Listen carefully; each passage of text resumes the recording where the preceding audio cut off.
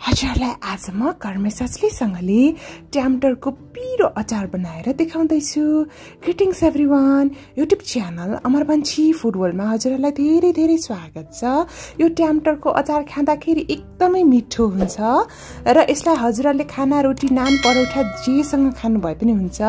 यो ट्याम्टर भनेको चाहिँ गोलभेडा होइन है साथीहरू। यसको बाहिरको कभर एकदमै सारो हुन्छ र भित्र यो पुरै पहेँलो रङको हुन्छ। यो एक किसिमको फलफुल जस्तै नै हो, तर यसको स्वाद चाहिँ यदा कदा गोलभेडासँग मिल्छ, तर यो अलिकति बढी अमिलो हुन्छ गोलभेडा भन्दा चाहिँ। यो सजिलै हजुरहरूले तरकारी पसलहरूमा किन्न पाइन्छ र यो बनाउनको लागि 2 वटा जति लसुन लिए मैले र खुर्सानी स्वाद अनुसार लिन सक्नुहुन्छ। मैले 5 वटा जति लिए।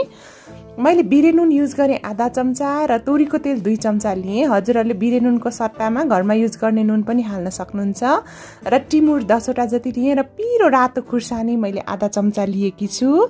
सुरुमा मैले एउटा प्यानमा आधा कप भन्दा अलिकति बढी पानी राखेँ, लगभग 150 ml जति। त्यसपछि चाहिँ मैले 4 वटा ट्याम्टरलाई राखेँ। अब यसलाई हामीले बोइल गर्छौं। यसलाई कम्तीमा पनि 6 मिनेट बोइल गर्नुपर्छ। यो गोलभेडा जस्तै छिट्टो पाक्दैन, यसलाई पाक्नलाई अलिकति समय चाहिँ लाग्छ। राम्ररी पाकेन भने चाहिँ बोक्रा निकाल्न एकदमै गाह्रो हुन्छ। त्यही भएर कम्प्लिटली 6 मिनेट जति चाहिँ बोइल गर्नु होला है। यसलाई हेर्नुस् त, यस्तो देखियो भने चाहिँ हामीले यसको कभर मजाले निकाल्न सक्छौं। बोक्रा चाहिँ यसलाई मजाले सेलाउन दिनुहोला र सेलाइसकेपछि यसको बोक्रा मजाले निस्किन्छ। यदि बोक्रा निकाल्न मिलेन भने चाहिँ थोरै बेर अरू पनि हजुरहरूले बोइल गर्न सक्नुहुन्छ है। तर लगभग 6 मिनेटमा चाहिँ यसको बोक्रा निकाल्न मिल्छ यसरी। हेर्नुस् है त, यो स्वास्थ्यको दृष्टिकोणले पनि एकदमै राम्रो छ र यसलाई सानो पिस गरेर काटेँ मैले। भित्र चाहिँ यस्तो हुन्छ। र त्यसपछि तोरीको तेल तताएँ 2 चम्चा जति। तेल चाहिँ धेरै चाहिँदैन यो अचारको लागि। त्यसपछि टिमुरलाई फुराएँ मैले र रातो खुर्सानीलाई पनि फुराउँदैछु यसरी कुनै पनि अचार बनाउँदाखेरि टिमुर र खुर्सानी फुरायौँ भने एकदमै यसले नेपाली टेस्ट, एकदम अथेन्टिक नेपाली टेस्ट दिन्छ। हेर्नुहोस् है। र यसपछि मैले यसरी लसुनलाई पनि राखेँ। यो चाहिँ हल्का गोल्डन ब्राउन नहुन्जेल हामीले लसुनलाई पनि पकाउनु पर्छ यसरी। खुर्सानी चाहिँ धेरै डढ्न नदिनु होला है, कालै चाहिँ बनाउनु हुँदैन।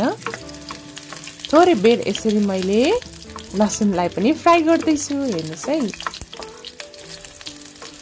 यो अचार हजुरहरूले पिसेर पनि बनाउन सक्नुहुन्छ वा मैले बनाएको जसरी प्यानमै पनि बनाउन सक्नुहुन्छ। एकदमै नौलो खालको अचार हुन्छ हजुरहरूले यदि बनाउनु भयो भने चाहिँ यो चाहिँ। र थोरै रातो खुर्सानी राखेँ र बिरे नुन पनि राखेँ। नुनको सट्टामा बिरे नुन राख्यौँ भने यसमा अझै टेस्ट बढ्छ। त्यसपछि मैले यो बोइल गरेको ट्याम्टरलाई राखेँ। यसको बोक्रा चाहिँ पकाउनै मिल्दैन है साथीहरू, एकदमै साह्रो हुन्छ बोइल गरिसकेपछि पनि। यो चाहिँ गोलभेडा जस्तै चाहिँ यो बोक्रा सुत्दै बनाउन चाहिँ मिल्दैन। र यसको स्मेल पनि एकदमै मिठो खालको आउँछ, एक किसिमको फ्रुट्सको जस्तै, तर टेस्ट चाहिँ हल्का गोलभेडासँग चाहिँ मिल्छ। यसमा भरपुर मात्रामा भिटामिन सी पाइन्छ र यसले चाहिँ हाम्रो शरीरमा कन्स्टिपेसन पनि हुन दिँदैन र पाचन प्रक्रिया पनि एकदम राम्रो बनाउँछ। यतिको 3-4 मिनेट चाहिँ मैले पकाएँ यसरी। लेदो हुन थालिसकेपछि मैले अफ गरिदिएँ र हेर्नुहोस् त, म सर्भ गरेर देखाउँदैछु। हजुरहरूलाई चाहिँ म टेस्ट पनि गरेर देखाउँदैछु है त।